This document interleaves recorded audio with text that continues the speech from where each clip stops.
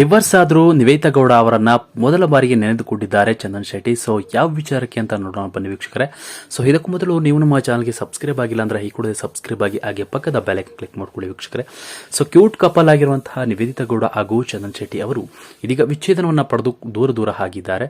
So ಮೊದಲ ಬಾರಿಗೆ ಇದೀಗ ನಿವೇದಿತಾ ಗೌಡ ಅವರ ಒಂದು ಏನು ಮನೆಯ ಒಳಗಿದ್ದಂತಹ ನಿವೇದಿತಾ ಗೌಡ ಸಂಸಾರದಲ್ಲಿ ಹೇಗೆ ಇತ್ತು ಜೀವನ, ಆ ಒಂದು ಸಣ್ಣ ತುಣುಕನ್ನ ಇದೀಗ ಚಂದನ್ ಶೆಟ್ಟಿ ಅವರು ನೆನಪನ್ನ ಮಾಡಿಕೊಂಡಿದ್ದಾರೆ.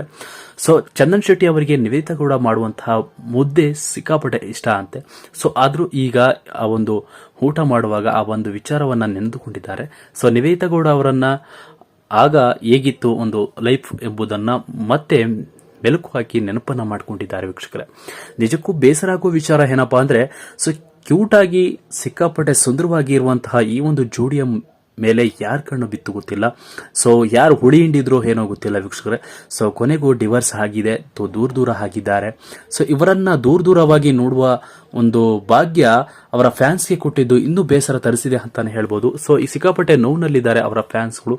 ಈಗಲೂ ಕೂಡ ದೇವರಲ್ಲಿ ಪ್ರಾರ್ಥನೆಯನ್ನ ಮಾಡ್ಕೊಳ್ತಾ ಇದ್ದಾರೆ ಅವರಿಬ್ರು ಹೊಂದಾಗ್ಲಿ ಅಂತ.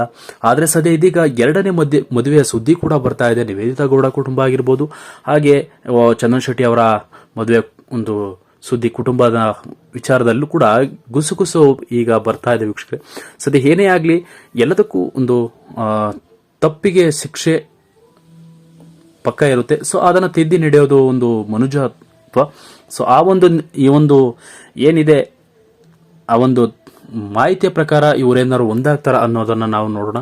ಆದ್ರೂ ಕೂಡ ಇವತ್ತು ಊಟ ಮಾಡುವ ವೇಳೆ ಚಂದನ್ ಶೆಟ್ಟಿ ಅವರು ನಿವೇದಿತಾ ಗೌಡ ಅವರನ್ನ ನೆನಪನ್ನ ಮಾಡಿಕೊಂಡು ಅವರ ಮಾಡುವ ಮುದ್ದೆಯ ಒಂದು ಏನು ಇದೆ ಆ ಕ್ಷಣವನ್ನ ನೆನಪನ್ನ ಮಾಡ್ಕೊಂಡಿದ್ದಾರೆ ವೀಕ್ಷಕರೇ.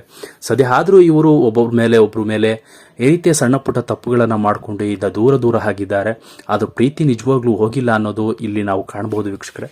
ಸೊ ಇದ್ರ ಬಗ್ಗೆ ನಿಮ್ಮ ಅನಿಸಿಕೆಗಳನ್ನು ತಿಳಿಸಿ ಅಂತ ಹೇಳ್ತಾ ವಿಡಿಯೋನ ಮುಗಿಸ್ತಾ ಇದ್ದೀನಿ. Thank you.